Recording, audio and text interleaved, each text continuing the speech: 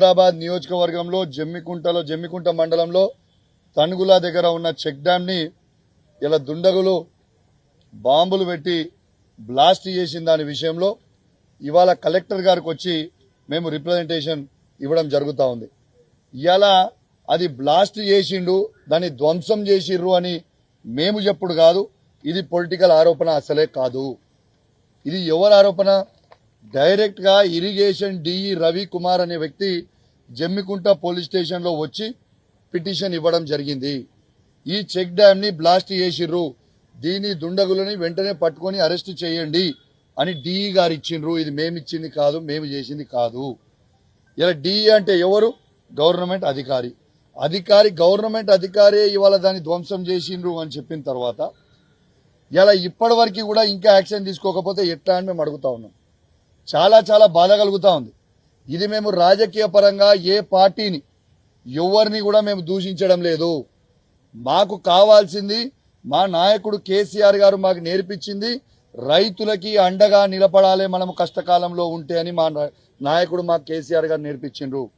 ఇలా కేసీఆర్ గారు వందలాది చెక్ డ్యాంలు ఇవాళ ఈ రాష్ట్రంలో కట్టిండు. ఎందుకు కట్టిండు?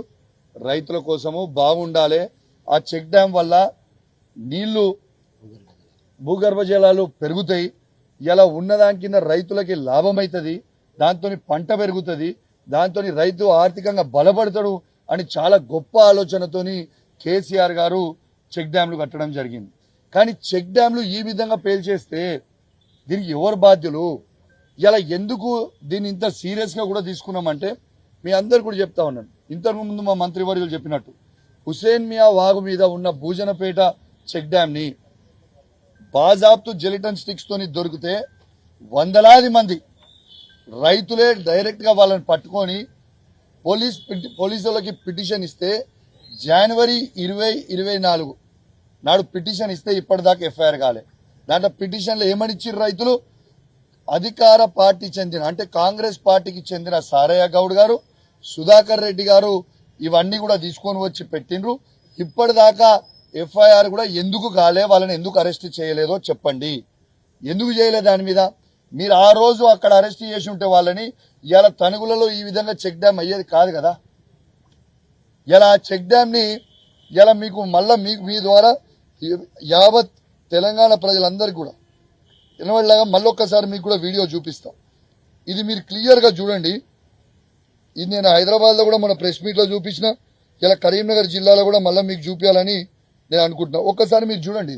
ఇది నేను చెప్పించిన ఈ వీడియో నాకు కూడా పంపించింది వాళ్ళు, ఇదే కాంగ్రెస్ వాళ్ళే నాకు పంపించింది ఈ వీడియో. ఆనాడు పోయింది. ఇది చూడండి, దాంట్లో క్లియర్ గా హోల్ కనబడుతుంది మీకు. దాని లోపల పూసలు పెట్టింది కనబడుతుంది, వైర్ కనబడుతుంది.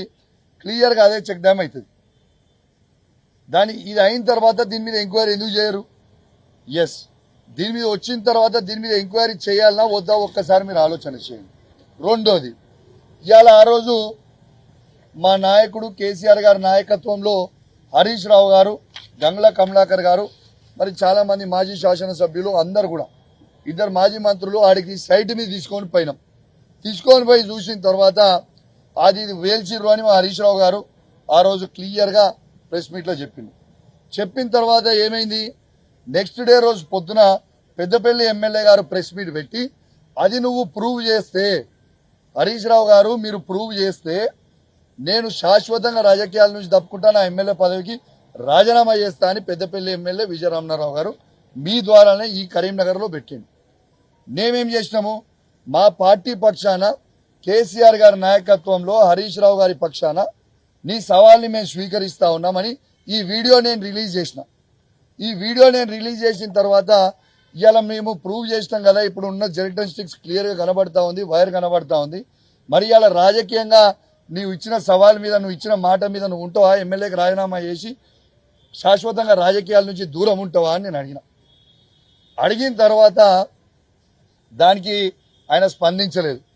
ఎందుకంటే ఆ రోజే చెప్పిన, రేవంత్ రెడ్డి గారు మాటలు ఇచ్చి ఎట్లయితే మాటలు తప్పుతాడో, రైతులకి రైతు బంధు ఇలా 15,000 ఇస్తా అని మాట తప్పిండు, మహిళలకి 2,500 ఇస్తా అని మాట తప్పిండు, పెన్షన్ 2,000 4,000 చేస్తా అని మాట తప్పిండు, 4,000 6,000 చేస్తా అని మాట తప్పిండు, ఇట్లాంటి తులం బంగారం ఇస్తామని మాట తప్పిండు.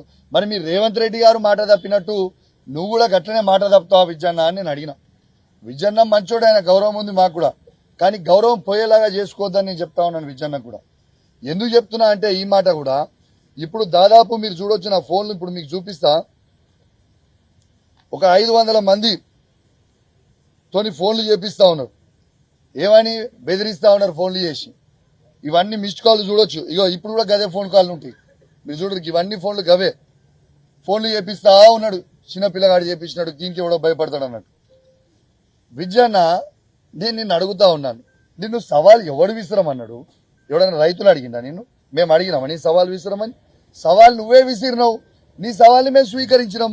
స్వీకరించి చూపించిన తర్వాత ఇవాళ నీకు జవాబు లేకుండా మీ కాంగ్రెస్ పార్టీ కొందరు బ్రోకర్లతోని ఫోన్లు చేయించి బెదిరిస్తా ఉంటే భయపడేటోడు ఎవడున్నాడు?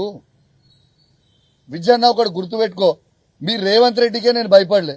మీ రేవంత్ రెడ్డిని నా ఎండక బరాబర్ అని రోజు నిలదీస్తా ఉన్నా. ఈ బచ్చగాలు వాళ్ళు వీళ్ళు ఫోన్ చేస్తే మేము భయపడతాం అయింది. ఒక్కసారి మీరు ఆలోచన చేయండి విజయన్న గారు, ఇట్లాంటి చిల్లర పనులు బంద్ చేయరి.